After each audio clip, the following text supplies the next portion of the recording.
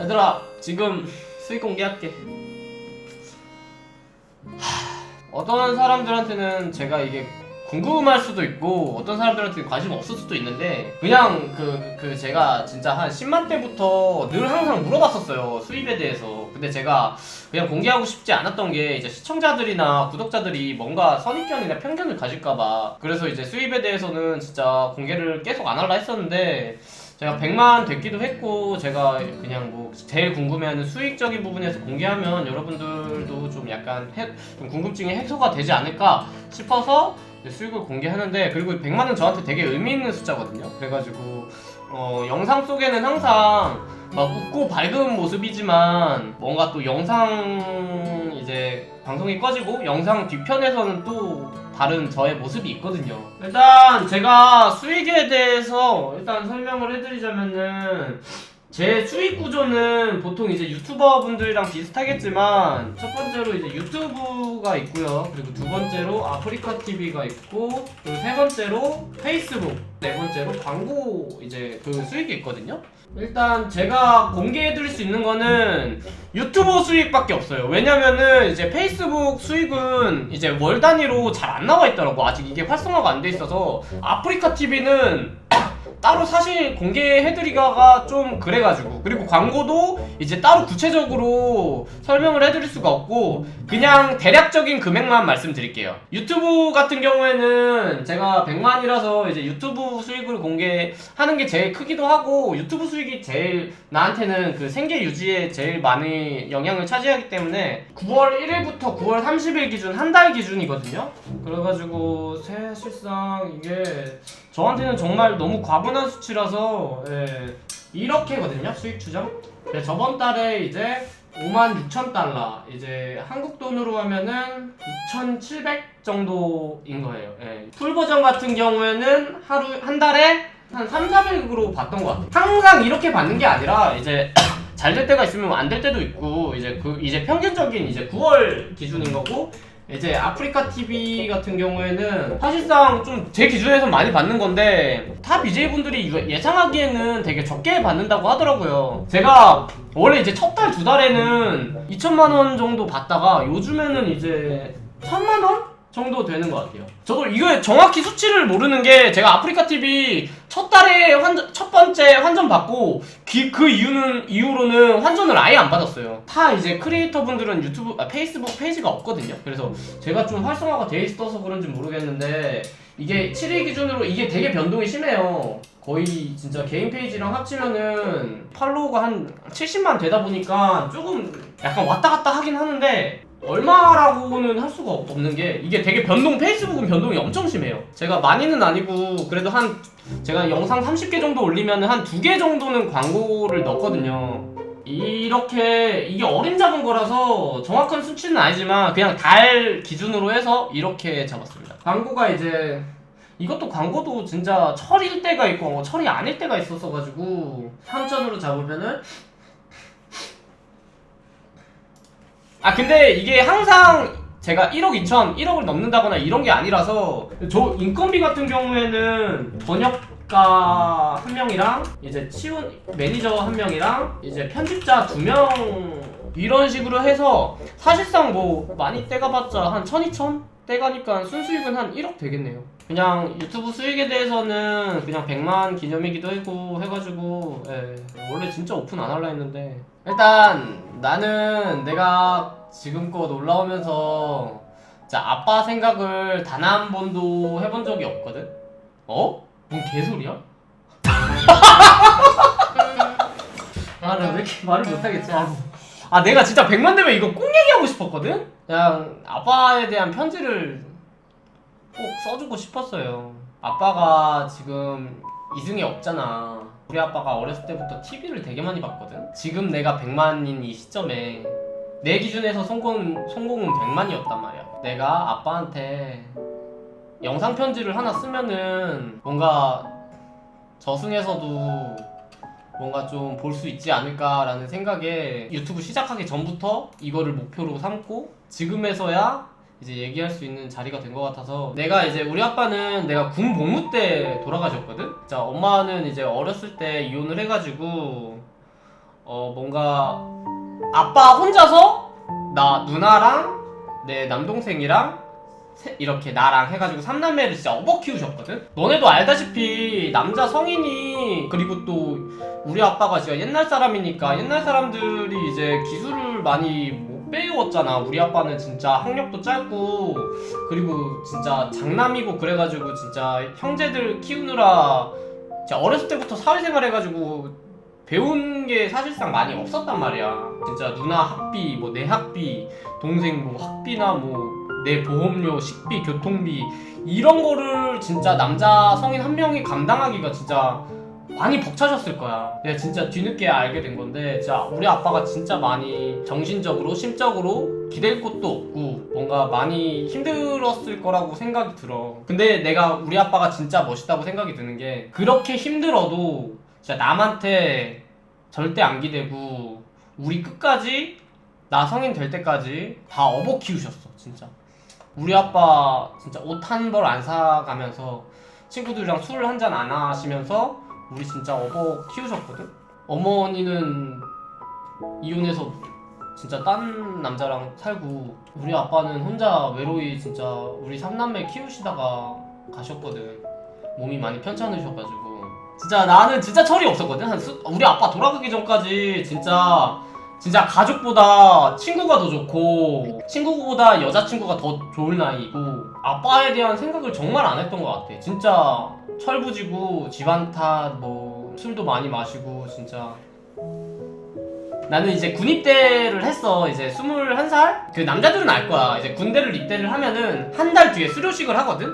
수료식을 하는데 가족들이랑 여자친구가 막 와. 그래서 이제 나도 그날만 기다리면서 사실상 진짜 나쁜 놈인 게 가족보다도 여자친구를 더 기다렸어. 여자친구 보고 가족 보고 뭐 먹을 거 먹고 정말 좋았어. 근데 우리 아빠 여기 팔에 팔찌가 차져 있더라? 팔찌가 차져 있길래 아 뭐야? 나는 몰랐어. 아빠 뭐 어디 대회 나갔다 오셨나? 뭐 이런 식으로 생각을 하고 군 생활을 하다가 2달 뒤에 신병 위로 휴가를 나갔어. 내가 집을 갔는데 집이 이제 비어 있는 거야. 집에 다른 사람 살고 너무 당황스러워가지고 누나 우리 집 어딨어? 하고 전화했는데 이제 할머니 댁으로 이사를 했대. 그래가지고 할머니 댁에 여차여차해서 갔지. 문 열고 이제 방문을 들어갔는데 아빠가 누워 계시더라고. 빼짝 말라가지고 누워 계시는 걸 봤는데 그때 너무 큰 충격이어가지고 아빠도 남자잖아. 아빠가 본인이 얼마나 아들한테 안 좋은 모습 보이고 싶지 않겠어. 수치스러우셨는지 나를 보면서 울으셨어. 울으시면서 나한테 그냥 나지막히 해준 말이, 건넨 말이 대희가 미안하다고. 내가 알고 보니 아빠가 나 수료식 당일날 그 차고 왔던 팔찌가 암 환자들이 이제 차고 다니는 팔찌를 차고 오셨던 건데 많이 상태가 안 좋으셨는데 또 아들내미 수료식이고 그리고 조금이라도 더 정정하실 때 보고 싶으니까 이제 그거 참고 오신 거야. 근데 가족들이나 아빠나 일부러 나한테 얘기를 안 한 거지. 얘기를 하면은 우리 대익이 병사활동 하는데 신경 쓰여서 제대로 병사활동 못하니까 저녁 때까지만 좀 비밀로 해주라 라고 아버지가 이제 가족들한테 부탁을 한 거지. 근데 우리 아버지 병명이 췌장암이셨거든? 생각보다 그 암 속도가 빠르셨고 근데 진짜 내가 진짜 병신 같았던 게 뭐였냐면은 그 아빠가 그렇게 병으로 누워있는 와중에도 여자친구 생각이 나가지고 아빠 옆에 많이 못 있어드렸어. 여자친구가 직장인이었어가지고 휴가날에 맞춰서 이제 나온 거라서 아버지 누워 계시는데 간병 많이 못 해드리고 그냥 나왔어. 진짜 바보 같더라. 아빠 그렇게 아픈데도 그냥 막상 또 여자친구 보니까 기분 좋고 막 돈 쓰고 내가 또 그 어린 마음에 막 집에서 이제 나가기 전에 신발이 없으니까 군인이 신발이 어딨어. 막 약간 투덜거렸어. 아빠 들으라고 한 건 아닌데 왜 이렇게 신발이 없어 이렇게 하고 여자친구랑 데이트를 하고 갔다 왔는데 다음날인가 신발 한 켤레가 있더라. 그래가지고 내가 할머니 이거 신발 한 켤레 뭐야? 하니까 우리 아빠 진짜 거동도 힘들 만큼 진짜 빼짝 말라가지고 진짜 뼈밖에 없었거든? 근데 우리 아빠가 나 기죽지 말라고 신발 한 켤레를 사다 놨더라고. 근데 진짜 더 미안한 거는 내가 기저귀, 성인 기저귀를 찾거든? 우리 아빠가 성인 기저귀를 사다 달라 해가지고 내가 성인 기저귀 사다 줬어. 사다 줬는데 그게 아니라고 짜증을 내시는 거야. 나는 내 또 어린 마음에 아니 내가 성인 기저귀 알지도 못하고 종류도 잘 모르는데 아니 잘못 사올 수도 있지 왜 짜증을 내는 거야? 이 생각에 아빠한테 조금 약간 짜증을 투덜투덜 거렸어. 그때 당시엔 심각성을 몰랐는지 그렇게 군 다시 휴가 복귀를 했어. 이제 상병 때 이제 전역하면 얼마 안 남았잖아. 그 간에 진짜 나도 많이 반성하고 아빠가 너무 보고 싶어서 여자친구한테 전화하는 것보다 더 많이 매일매일 하루같이 아빠한테 통화하고 보고 싶다고 많이 표현하고 아빠한테 많이 찾아갔어. 내가 철들고 이제 아빠한테 잘해야겠다 효도해야겠다 하는 순간 아버지가 진짜 돌아가셨어. 그때 너무 미안했던 게 내가 군 복무 중이라 옆에 없었을 때 아버지가 돌아간 게 너무 죄송해. 우리 아빠가 이제 돌아가시고 나도 그때 정말 많은 걸 느끼고 진짜 철이 어떻게 보면 아직 들진 않았지만 좀 많이 좀 어른스러워지고 싶어가지고 진짜 너나 할 거 없이 다 했어.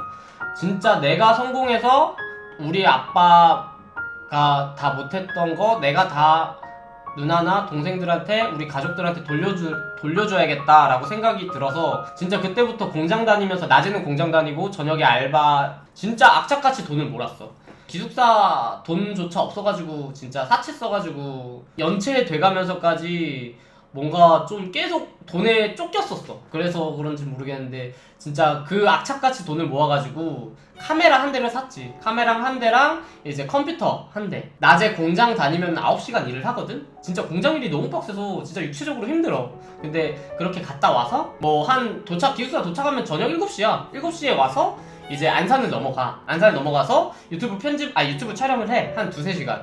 하고 이제 새벽 한 11시쯤에 천안 다시 기숙사로 넘어와서 이제 새벽에 편집하고 진짜 못 자는 날이 많았어. 처음에는 진짜 내가 이걸 왜 하나 싶기도 중간에 진짜 많은 생각이 들고 정말 힘들게 악착같이 1년을 열심히 하다 보니까 조금씩 빛을 발하더라. 사람들이 많이 알아봐주고 정말 그간에 진짜 내가 전에도 치원이 이런 일로 이제 얘기를 했었는데 정말 악착같이 살았어요. 그래서 진짜 지금 내가 100만 와서 하고 싶었던 말이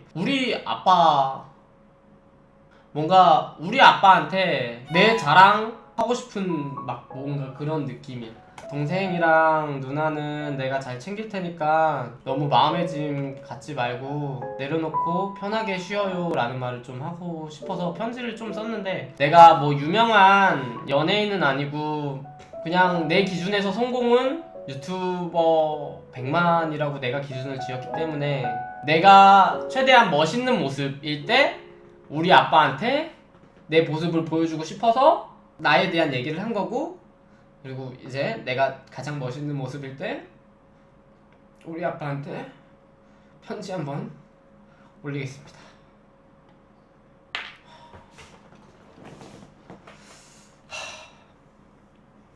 편지를 좀 썼는데 잠깐만 얘들아 좀 밝게 읽을게요. 투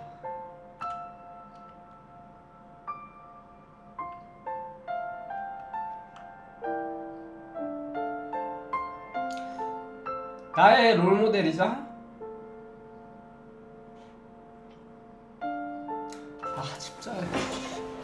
집자면 안 돼.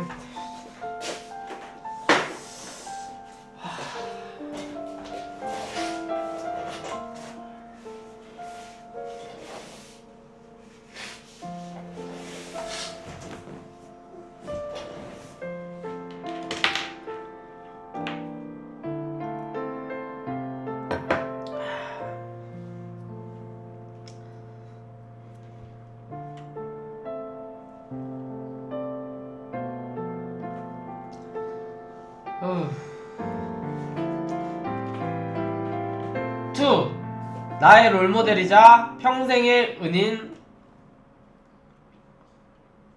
송인화 씨에게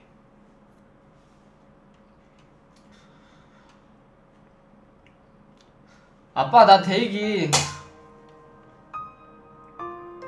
내가 너무 오랜만에 편지를 쓰는 것 같아서 너무 미안하네.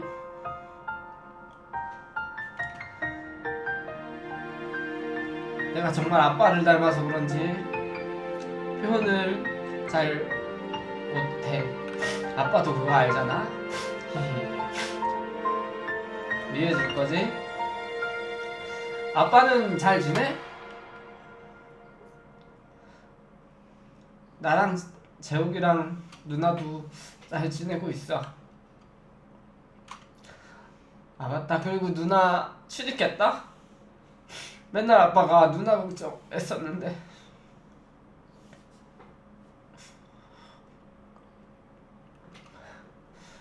근데 결혼은 다음 생에 할 것 같아. 누나를 닮아서 아예 아빠를 닮아서 진짜 누나 성격이 너무 드세서 말이지. 재욱이는 이제 20살이라서 옛날에 나처럼 술도 마시고 진짜 여자친구 만나느라 바빠서 그래서 나도 연락을 잘 안 해. 최근에는 누나한테 용돈을 끊겨가지고 어디 뭐 공장 다니는 거 같더라고. 그래도 걱정은 하지 마. 이상하지 못하게 내가 꽉 잡고 있을게. 여기는 날씨가 쌀쌀해지고 있어. 겨울이 오려나 봐. 아빠 있는 곳은 추워?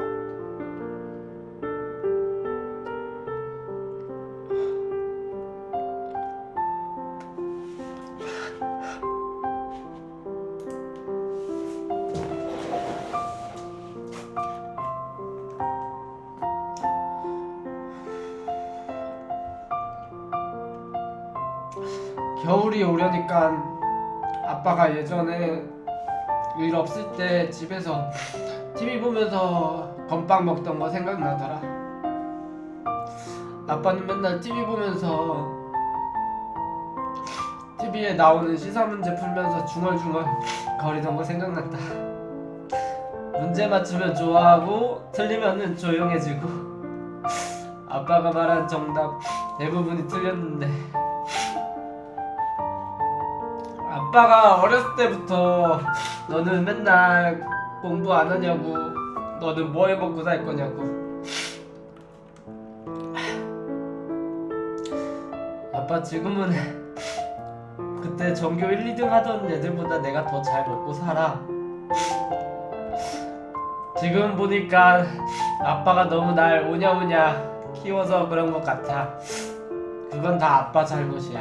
아빠 탓이야. 할머니도 나 엄청 자랑스러워해. 역시 내 장남, 내 손주 하면서 친척들도 나 엄청 대견스러워하고.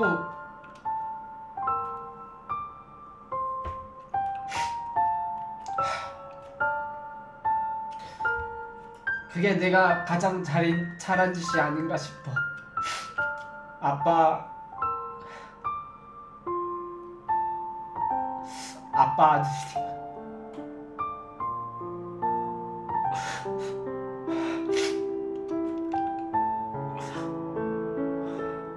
그래서인지 내가 좋은 차, 맛있는 거,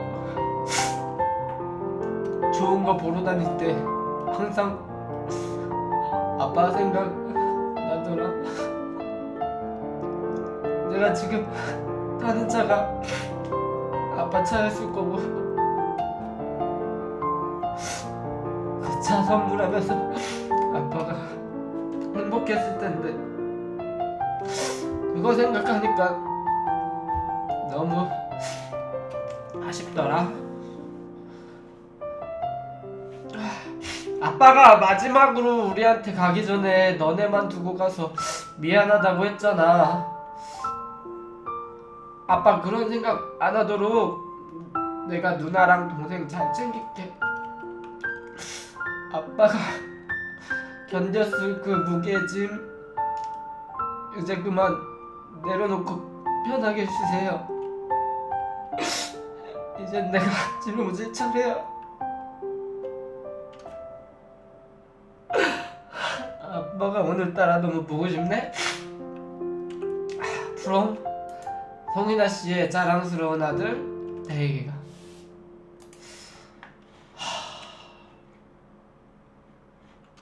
아. 진짜 여기까지 올라오는데 물론 한참 멀긴 했지만 정말 내가 노력해서 온 만큼 물론 많은 사람들이 도와줘서 올라온 거지만 진짜 여기까지 올라올 수 있게끔 도와준 내 친구들 그리고 가족들 그리고 내 좋은 인연들 너무 감사하고 항상 고개 숙이며 겸손하게 살겠습니다. 나를 이렇게 해준 구독자, 시청자 여러분 고마워요.